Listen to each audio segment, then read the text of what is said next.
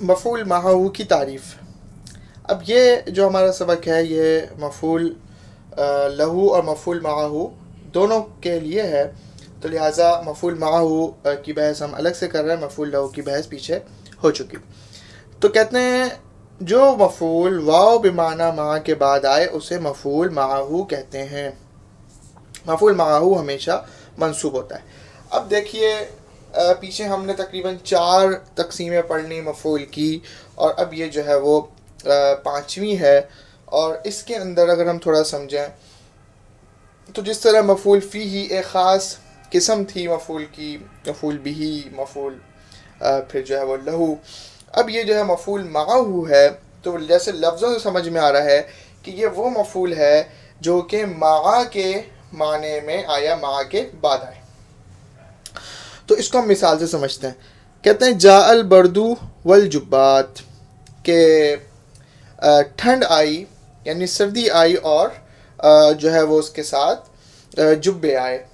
ठीक है, यानी जो सर्दी आती है तो लोग जो है वो उसमें जुब्बे पहनते हैं। जुब्बे से मुराद यहाँ पर यह है कि वो कोई स्वेटर और कोई गर्म कपड़े।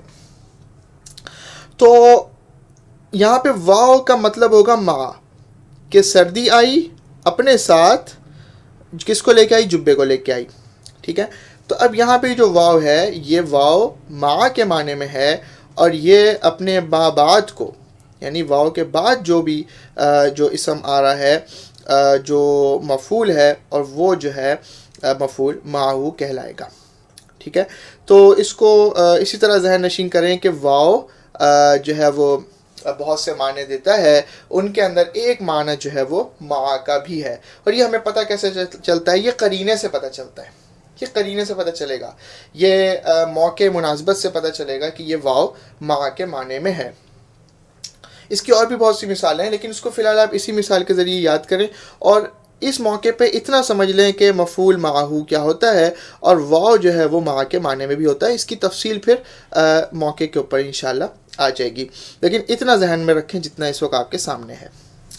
अच्छा, इसके फिर कायदे में देखते हैं कि कहते हैं कि आतफ़ जायज़ हो तो वाव को आतिफ़ा लेना या मा के माने लेना दोनों जायज़ हैं।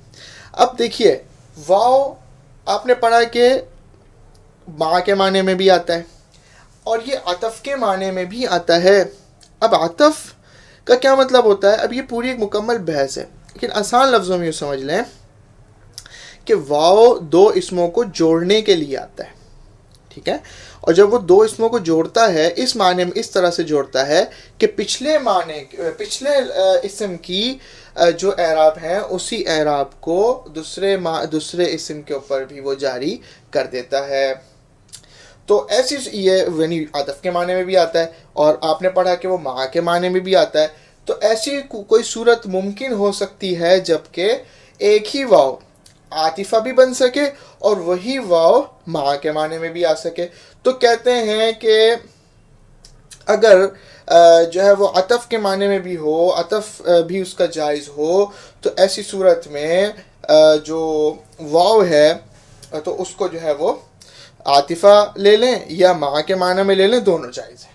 यानी जो मुनासिब हो उसमें ले लें, जायज़ होगा। ठीक है, ज़रूरी नहीं है कि वो मा के माने में ही रखें, या आतिफ़ा है तो उसको आतिफ़ा के ही माने में रखें। ठीक है, आतिफ़ा लेंगे, अब देखें फ़र्क क्या होगा। आतिफ़ा लेंगे तो बाद वाला इस्म एराब में मा कबल के मुताबिक होगा। ठीक है, जैसे बात हुई कि वाव आतिफ़ा वो होता है जो कि मा जो दो इसमों को पहले इस्म के मुताबिक जो है वो एराब दे देता है। तो आतिफ़ा लें, अगर वाव के मा बाद को आतिफ़ा लें तो सॉरी, अगर वाव को आतिफ़ा लें तो उस वाव के जो मा बाद है उसको मा कबल वाला एराब दिया जाएगा, और अगर मा के माने में लें तो बाद वाला इस्म मंसूब होगा। मिसाल से समझते हैं, जा खालिदुन व ज़ैदुन। ठीक है, तो यहाँ पे अतफ़ लेना भी जायज़ था और मा के माने में लेना भी जायज़ था। तो अब जब हमने इनको अतफ़ के माने में लिया तो ज़ैद पर जो कि मा बाद है, वाव के बाद है, तो लिहाजा उसको जो हमने उस पर एराब लगाए वो खालिद वाले लगाए। ठीक है, दोनों ही मरफू पड़े, लिहाजा फिर ये वाव आतिफ़ा कहलाएगा। फिर दूसरी मिसाल देखें, जा खालिदुन व ज़ैदन। अब ये वाव जो आया यहाँ पे हम समझ सकते हैं कि ये जो वाव है ये आतिफ़ा नहीं है। अगर ये आतिफ़ा होता तो ये ज़ैद को खालिद के एराब लगा कर देता, लेकिन चूंकि खालिद मरफू है और ज़ैद को मंसूब कर दिया, लिहाजा यहाँ पे एक जहन ये कह सकता है कि ये जो ज़ैद है ये मफ़ूल माहू है। तो इसके बाद देखते हैं कि अगर अतफ़ जायज़ ना हो, अगर अतफ़ जायज़ ना हो तो वाव को बिमाना मा लेना ज़रूरी है। ठीक है, पिछली सूरत में अतफ़ जायज़ था, मगर अब वो सूरत जिक्र कर रहे हैं कि इसमें अतफ़ लेना जायज़ नहीं होगा। जैसे जाआ व ज़ैदन, ठीक है, जाआ व ज़ैदन। अब जाआ व ज़ैदुन नहीं कह सकते, तो जो कि जो है वो यहाँ पर अतफ़ जायज़ नहीं है, बल्कि अतफ़ के लिए माक़बल कोई इस्म ही नहीं है, लिहाजा जो है यहाँ पे अतफ़ जायज़ नहीं है। और ज़ैदन जो है वो जो यहाँ पर जिक्र किया गया वो मफ़ूल माहू ही है, चूँकि वाव मा के माने में है। तीसरे नंबर पर कहते हैं कि जो इसम मा के बाद आए वो मफ़ूल माहू नहीं कहलाएगा। अब देखें, ये वाव मा का माना दे रहा है और अपने मा बाद को ये मंसूब कर रहा है, लेकिन अगर मा बज़ाते खुद आ जाए, मा बज़ाते खुद इसम में आ जाए, अपने जुमले में आ जाए, तो उस सूरत में वो मफ़ूल माहू उसका मा बाद नहीं कहलाएगा, बल्कि वो फिर मजरूर हो जाएगा मा के ज़रिए से।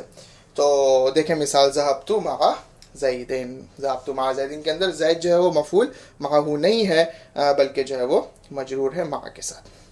अब तमरीन है, इसकी तमरीन को हल कर लें। तमरीन नंबर अव्वल, तमरीन नंबर सानी, इसी तरह से तमरीन नंबर सालिस, दर्ज झैल जुमला मफ़ूल लहू और मफ़ूल माहू अलग कीजिए। तो अब देखिए, मफ़ूल लहू की बात पिछले सबक पे हुई थी और मफ़ूल माहू जो है वो अभी आपने पढ़ा। तो इसकी दोनों जो है वो जो उन्वान है उनको एक ही तमरीन के अंदर दे दिया, इसको हल कर लीजिए और इसके बाद गलती की निशानदही कर दीजिए।